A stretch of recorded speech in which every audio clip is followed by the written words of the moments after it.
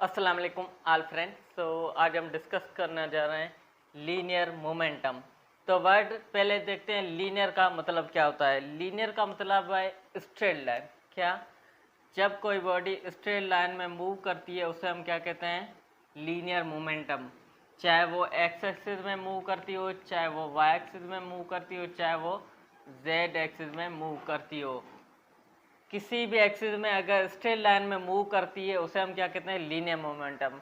अगर किसी भी बॉडी में जब वो मूव कर रही होती है तो उसमें क्वांटिटी ऑफ मोशन प्रेजेंट है, क्योंकि वो मोशन कर रही होती है तो मोशन करने की वजह से उसे हम क्या कहते हैं? मोमेंटम। जब भी कोई बॉडी स्ट्रेट लाइन में मूव कर रही होगी तो उसे हम क्या कहते हैं? उसके पास क्या है? लीनियर मोमेंटम है। क्योंकि बॉडी के पास मास तो ऑलरेडी होता है, वो किसी न किसी वेलोसिटी से जा रही होती है, तो हम क्या कहते हैं? उसमें quantity of motion present in a body is called linear momentum. अगर किसी भी बॉडी में, चाहे वो साइकिल हो, चाहे बाइसाइकिल हो, चाहे जहाज क्यों न हो, चाहे रेल हो, कोई भी गाड़ी अगर मूव कर रही हो स्ट्रेट लाइन में उसे हम क्या कहते हैं? Linear momentum. तो यहाँ पे डेफिनेशन में लिख रहा हूँ, quantity of motion is called linear momentum। अगर किसी भी बॉडी में क्वांटिटी ऑफ मोशन है तो उसका मतलब है उसके पास क्या है?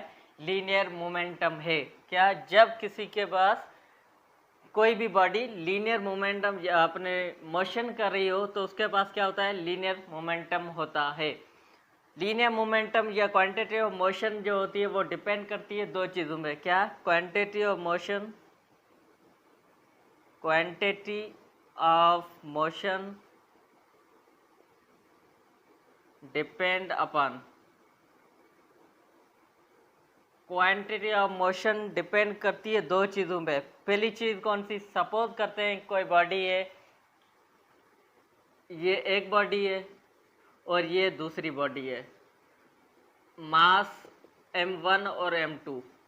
ये मास 1 है और ये मास नंबर 2 है। दोनों का मास क्या है? सेम है। इसकी वेलोसिटी v1 है, इसकी वेलोसिटी v2 है। अब ये और ये, इसकी वेलोसिटी ज़्यादा है, क्या है? अपनी v1 ग्रेटर देन v2। इसकी वेलोसिटी ज़्यादा है इससे, किससे? m2 से। अब क्या है? दोनों मोशन कर रहे हैं। अब मुझे ये बताएं कि किस बॉडी को रोकने में आसानी होगी, m1 को या m2? इसकी वेलोसिटी ज़्यादा है इससे, मास दोनों का सेम है लेकिन वेलोसिटी दोनों की क्या है? डिफरेंस है। तो किस बॉडी को रोकने में आसानी होगी? पहली बात हमें पता है, जो आहिस्ता वेलोसिटी से जा रहा है तो उसे रोकने में हमें आसानी होगी, क्योंकि उसका मास दोनों का सेम है लेकिन वेलोसिटी जिसकी कम होगी उसे रोकने में आसान होगी, और जिसकी वेलोसिटी ज़्यादा होगी उसे रोकने में थोड़ी सी डिफ़िकल्टी होगी।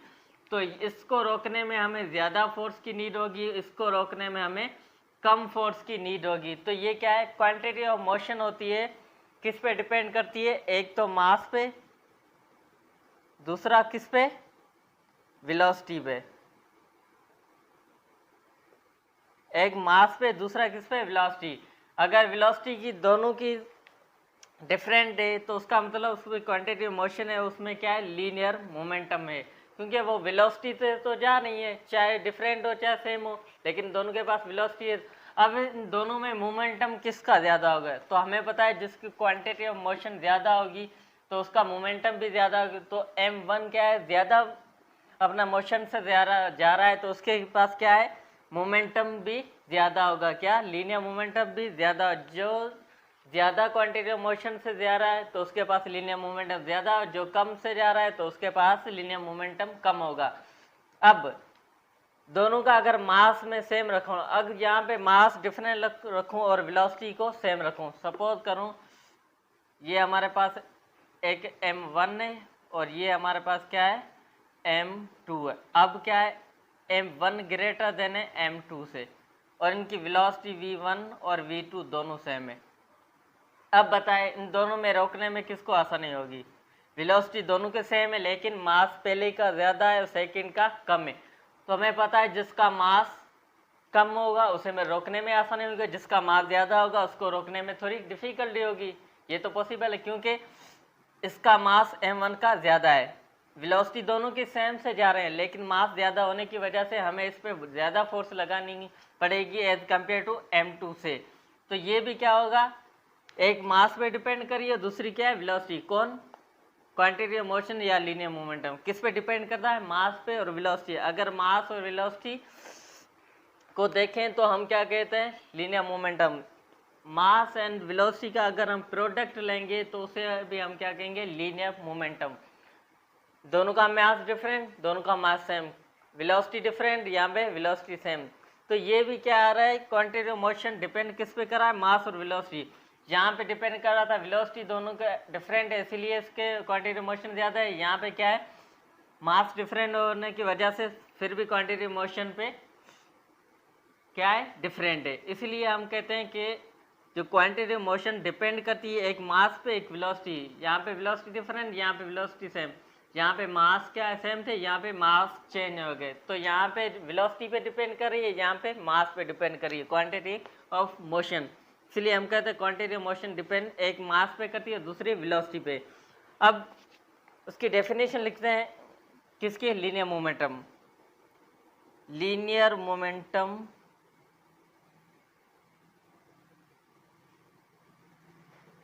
is equal to product of mass and velocity। Linear momentum किसका प्रोडक्ट है, मास एंड वेलोसिटी का। इन दोनों का जब हम प्रोडक्ट लेंगे तो हमारे पास क्या आ जाएगा, लीनियर मोमेंटम।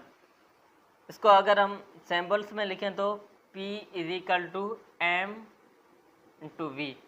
ये क्या आ गया, हमारे पास एक लीनियर मोमेंटम आ गया, product of mass and velocity. Product of mass and velocity is called linear momentum. ये क्या है, हमारे पास एक लीनियर मोमेंटम होता है प्रोडक्ट ऑफ मास का। अब हम देखते हैं इसका यूनिट क्या होता है। डिफरेंट सिस्टम में इसका यूनिट्स देखते हैं। अब पहला एसआई सिस्टम में देखते हैं। एसआई सिस्टम, एसआई सिस्टम में इसका unit, SI system unit, unit किसका, लीनियर मोमेंटम का। तो P is equal to M V. P is equal to M का क्या, किलोग्राम, वेलोसिटी का क्या, मीटर पर सेकंड। ये क्या आ गया, ऐसा सिस्टम में लीनियर मोमेंटम का क्या यूनिट आ गया। दूसरे तरीके अगर इसको लिखें तो दूसरा ये न्यूटन सेकंड भी इसको कहते हैं। अब ये न्यूटन सेकंड कैसे आता है, तो हमें पता है P is equal to M V, P is equal to kilogram metre per second. अगर मैं दोनों साइड सेकंड सेकंड से मल्टीप्लाई कर दूं तो क्या होगा, इस साइड सॉरी डिवाइड और मल्टीप्लाई कर दूं तो इसमें कोई फ़र्क है, क्योंकि इसको अगर मैं कैंसिल कर दूं तो कैंसिल भी हो सकता है, इसमें कोई फ़र्क नहीं पड़ता। अब P इज इक्वल टू, अगर ये इनसे मल्टीप्लाई ये इनसे, तो किलोग्राम मीटर पर सेकंड अपान सेकंड स्क्वायर। अगर इस सेकंड को मैं ऐसे मल्टीप्लाई करके रख दूं तो कोई फ़र्क नहीं पड़ता, इनको इनसे मल्टीप्लाई ये सेम जगह पे रहा। अब P इज इक्वल टू, अब हमने F is equal to M A पढ़ रखा है पहले ही, F is equal to M A. अगर F is equal to mass की जगह मैं किलोग्राम रखूं और एक्सेलरेशन की जगह मीटर पर सेकंड स्क्वायर रखूं, तो ये क्या आ गया, हमारे पास फोर्स आ गई। तो इसकी जगह मैं फोर्स रख सकता हूँ, यहाँ पे इसकी जगह मैं क्या है, फोर्स रख सकता हूँ। तो यहाँ पे मैं रख रहा हूँ फोर्स इनटू सेकंड, या मैं इसको ऐसे कर दूँ P is equal to, force का यूनिट क्या, न्यूटन, और इसका सेकंड। तो ये हमारे पास क्या आ जाता है, ऐसा सिस्टम में इसका यूनिट लीनियर मोमेंटम का एक तो न्यूटन सेकंड होता है, दूसरा किलोग्राम मीटर पर सेकंड। तो ये ऐसा सिस्टम है। अब हम देखते हैं इसका CGS सिस्टम में यूनिट क्या होता है।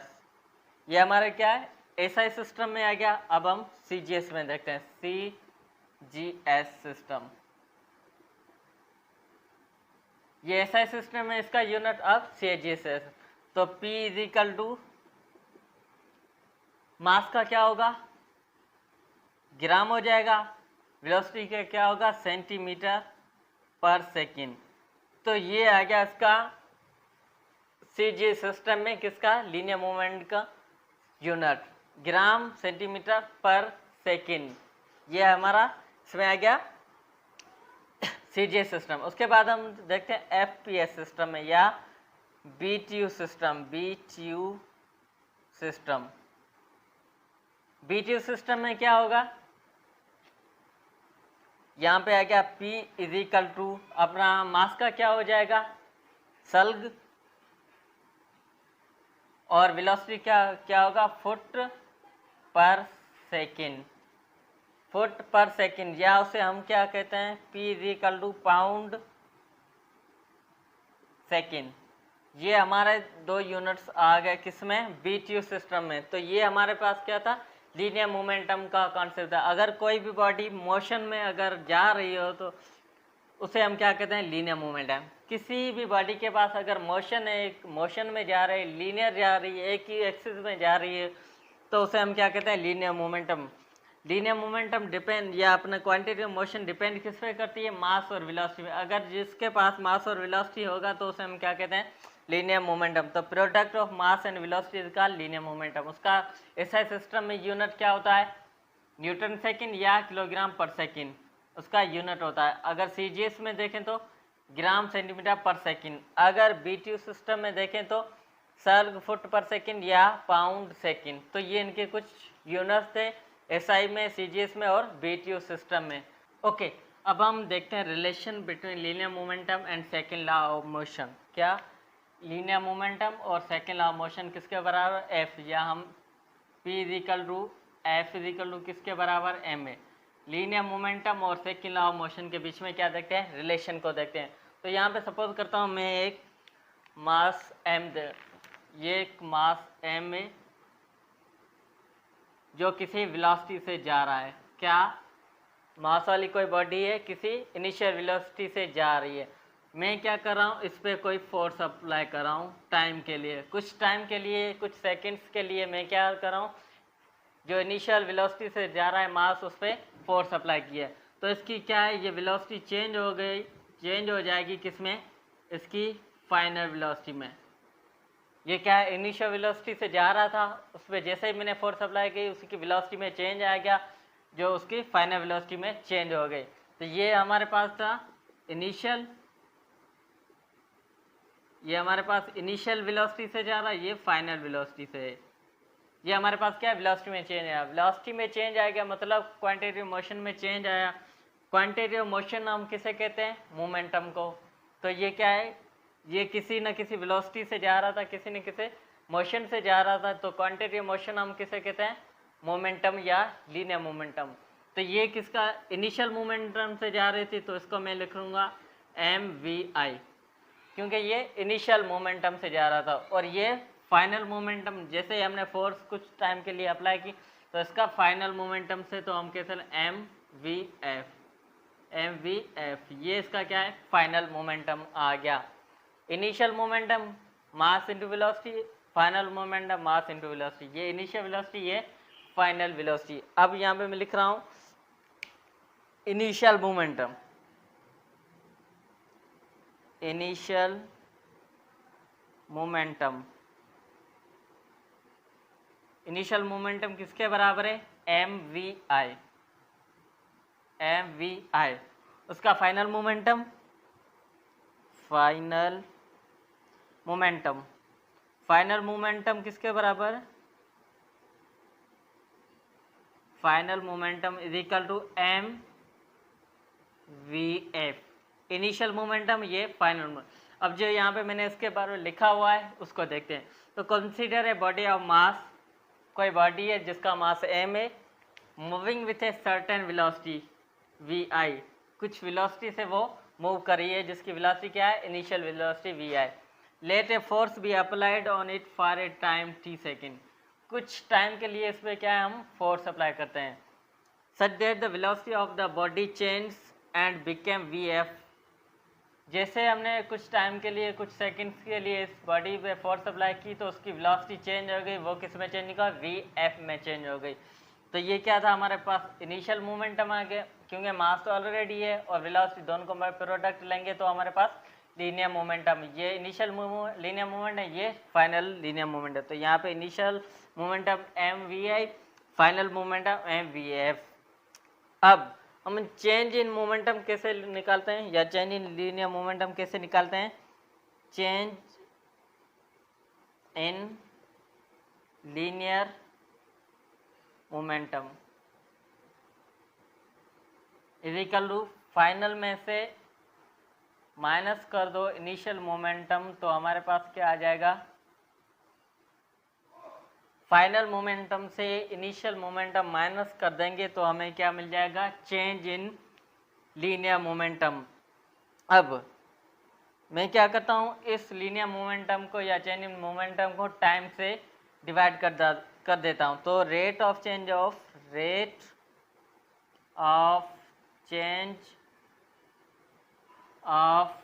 लीनियर मोमेंटम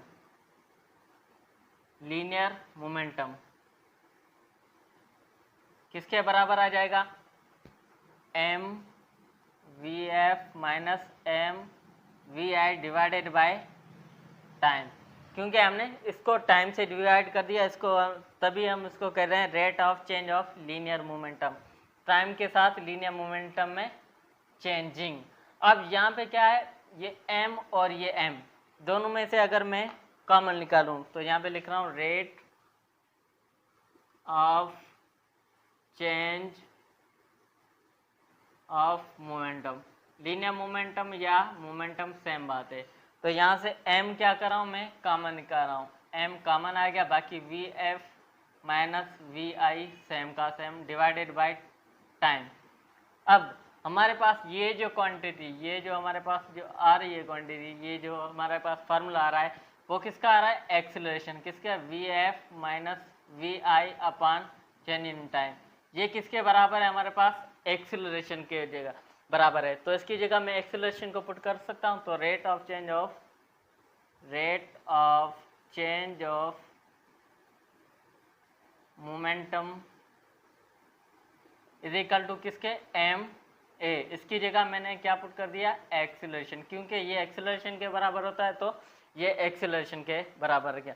तो यहाँ पे मैं rate of change of momentum is equal to किसके? अब f इज इक्वल टू किसके बराबर है? ma, क्योंकि ये सेकेंड लॉ ऑफ मोशन हम रिलेट करा रहे हैं लीनियर मोमेंटम से, तो यहाँ f is equal to ma। तो यहाँ पे ma की जगह मैं क्या पुट कर दूंगा? f। तो यहाँ पे मैं पुट कर रहा हूँ f, इसकी जगह ma की जगह मैंने क्या पुट किया? तो f। तो rate of change of linear momentum is equal to force, या हम इसको ऐसे भी करते हैं, f is equal to mvf minus mvi upon change in time. इसे भी हम कैसे पढ़ेंगे? Rate of change of linear momentum, rate means time, change of linear momentum is called force. क्या? Rate of change of linear momentum is called force, rate of change of linear momentum is called force. अब इस time को मैं इससे divide कर दूं तो क्या हो जाएगा? f into change in time is equal to m। ये किसके बराबर है हमारे पास? लीनियर मोमेंटम है। तो यहाँ पे मैं पुट कर दूंगा चेंज इन लीनियर मोमेंटम, क्योंकि ये चेंज इन लीनियर मोमेंट है तो यहाँ पे चेंज इन लीनियर मोमेंटम। अब इसका जो यूनिट यहाँ पे चेंज इन लीनियर मोमेंटम, अब change in linear momentum is equal to force का यूनिट क्या हो जाएगा? न्यूटन और टाइम का सेकंड। तो ये लीनियर मोमेंटम का हमारे पास क्या आ जाता है? यूनिट न्यूटन सेकंड, जिसको हम इसको क्या, change of linear momentum is equal to force into time, जिसको हम कहते हैं इम्पल्स या लीनियर इम्पल्स। क्या कहते हैं? Linear impulse. Change in linear momentum is equal to force into time is called impulse या लीनियर इम्पल्स। चेंज इन, अब चेंज है तो लीनियर मोमेंटम, चाहे चेंज हो क्या भी हो, बात तो फिर भी लीनियर मोमेंटम की आती है। तो चेंज इन लीनियर मोमेंटम से न्यूटन सेकंड, ये इसका क्या है? यूनिट है। न्यूटन सेकंड लीनियर मोमेंटम का क्या है? यूनिट है। Change in linear moment is equal to force into time, जिसे हम क्या कहते हैं लीनियर इम्पल्स। तो ये क्या था, रिलेशन था किसका, between linear momentum and second law of motion, जो हमने पढ़ लिया। Rate of change of linear momentum is called force, जिसे हम क्या कहते हैं rate of change of linear momentum is called force. दोनों के क्योंकि दोनों में रिलेशन है, फोर्स में भी और लीनियर मोमेंटम में, दोनों में रिलेशन आ रहा है, तो उसे हम क्या कहते हैं relation between linear momentum and second law of motion.